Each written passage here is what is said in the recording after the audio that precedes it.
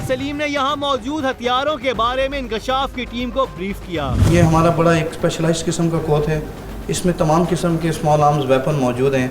अभी आप डिस्प्ले में अगर देखें अपने लेफ़्ट साइड पे तो हमारे पास Glock 17, Glock 19, Glock 26, Glock 35 different Glocks जो हैं ये 9mm है, ये मौजूद हैं। इसके बारे ये जो एक ही गन का बताएं ताकि जी मैं बता रहा हूँ। जो आपके सामने पहला पड़ा हुआ है इसे दिस इज़ ग्लॉक 17 जनरेशन 4 का है ये और 9mm है ये। इसमें आप देखें प्रैक्टिकल लाइट लगी हुई है। रात के ऑपरेशन में अगर हमने इसे कहीं मूव करना है लेज़र के साथ तो we can move it. This is known as 12.7। ये स्नाइपर गन है, इसकी रेंज 1.6 किलोमीटर है। 1.6 किलोमीटर की रेंज से ये किसी इंसान को जी हाँ, और किसी गाड़ी को भी या किसी बड़ी जैसे को भी इससे निशाना बनाया जा सकता है। उसको निशाना बनाया जा सकता है। बेसिकली इसका मकसद है कि दुश्मन को दूर से रोकना और अपनी जो ग्राउंड फोर्सेस हैं जो मूव कर रही हैं उन्हें टाइम अलाउ करना कि वो प्रिपेयर हो जाएं। ये हथियार और हमारे जवानों के हौसले और ललकार के सामने दहशत फैलाने वाले खौफजदा हो जाते हैं और स्पेशल ऑपरेशंस के दौरान ऐसे कई मनाजिर देखने को मिलते हैं। This is 7.62 SMG Kalashnikov. इसमें 30 गोलियां डलती हैं। 7.62 इसका कैलिबर है। इफेक्टिव रेंज इसकी 300 है। मोस्ट ऑफ दी जितनी भी लॉ इन्फोर्सिंग एजेंसीज हैं इस वेपन को यूज़ करती हैं। हमारे पास M4 है, ये अमेरिकन वेपन है। This is 5.56 calibre. बहुत ज़्यादा यूज़ हो रहा है, तमाम नेटो फोर्सेस इसे यूज़ कर रही हैं। हमारी एक फ़ोर्स है स्पेशल सर्विसेज ग्रुप, उनके पास ये है। और नेवी के जो नेवी सील्स हैं वो भी आउट ऑफ द क्लास हैं, उनके पास है। और फिर ये पुलिस में सिर्फ SSU के पास सिंध पुलिस का डिपार्टमेंट SSU है जो ये यूनिट है, ये इस तरह के स्मार्ट वेपन्स जो हैं वो यूज़ कर रहे हैं। और सर ये आखिरी गन जो है ये this is G3 normally again हम इसको स्नाइपर के ऊपर यूज़ कर रहे हैं क्योंकि ये वेपन थोड़ा हैवी है, थोड़ा लॉन्ग वेपन है, असॉल्ट में कम यूज़ होता। लेकिन आर्मी में ये वेपन बहुत यूज़ हो रहा है, अभी हम भी इसको यूज़ कर रहे हैं। बट बेसिकली हम इसकी भी 7.62 इसकी कैलिबर है और इफेक्टिव रेंज इज़ 300। आपने देखा इसके ऊपर टेलीस्कोप लगी हुई है।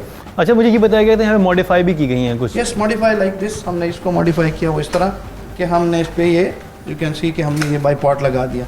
तो अगर आप फर्स्ट टाइम अगर आप व्हेन यू फायर ये इंसिडेंट हो तो बंदा ज़मीन पे पोजीशन लेता है, तो ज़मीन पे पोजीशन लेने के लिए ये ऑटोमेटिकली बाईपॉट खुल जाएगा। और ये खुद आप लोगों ने आप जब इसको ज़मीन पे रख लेंगे तो ये आपको एक सहारा दे देगा। अपार्ट फ्रॉम दैट आपने देखा है कि इसका रिटेक्टेबल बट है।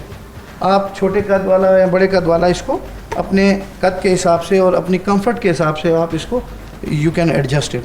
अदरवाइज़ अगर आप पीछे देखें तो ये लकड़ी की जो है ये फिक्स्ड है, तो ये इसमें मैनूवरेबिलिटी है। अच्छा, ये सेम गन है लेकिन ये मॉडिफाइड है। दूसरी इसमें रेल्स लगी हुई हैं।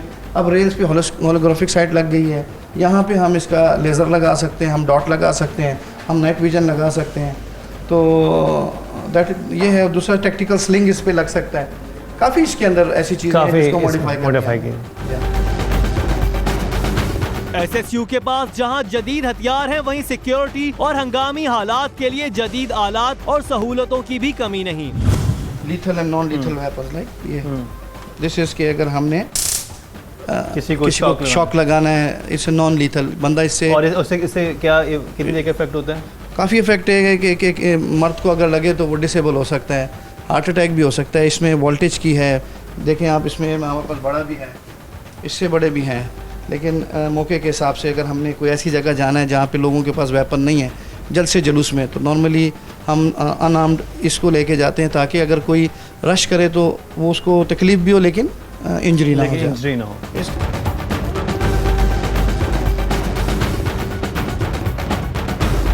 ये बुलेट प्रूफ है।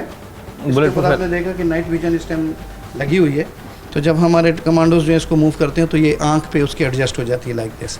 तो आप इसको नॉर्मली अपनी लेफ़्ट आई या राइट आई पे आप रख सकते हैं एंड देन यू कैन, ये जो आपके स्पेशल ऑपरेशन हैं लाइक एयरपोर्ट पे जब हुआ और ऐसे इंसिडेंट जहाँ पे बहुत अंधेरा हो तो दिस वेरी यूज़फुल।